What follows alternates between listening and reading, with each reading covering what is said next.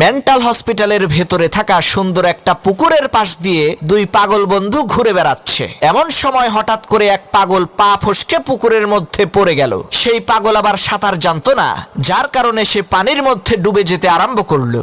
নিজের বন্ধুকে ডুবে যেতে দেখে দ্বিতীয় পাগল সাথে সাথে পানির মধ্যে ঝাঁপ দিয়ে অনেক কষ্ট করে ডুবে যাওয়া পাগল বন্ধুকে উদ্ধার করলো। এই খবর যখন মেন্টাল হসপিটালের কর্তৃপক্ষের কাছে পৌঁছালো, তখন তারা আশ্চর্য হয়ে বলতে লাগলো, আরে এই পাগল তো একেবারে সুস্থ হয়ে গেছে।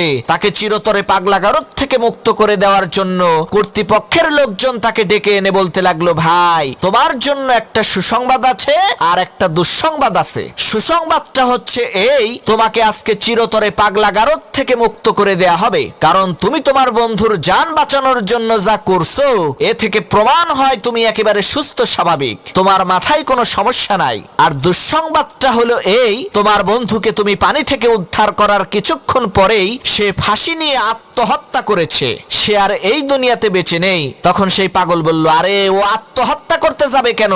ওকে তো আমি নিজেই রশি দিয়ে বেঁধে রোদ্রে শুকাইতে দিছি, পানিতে পড়ে ভিজে গেছিল না, এই কারণে।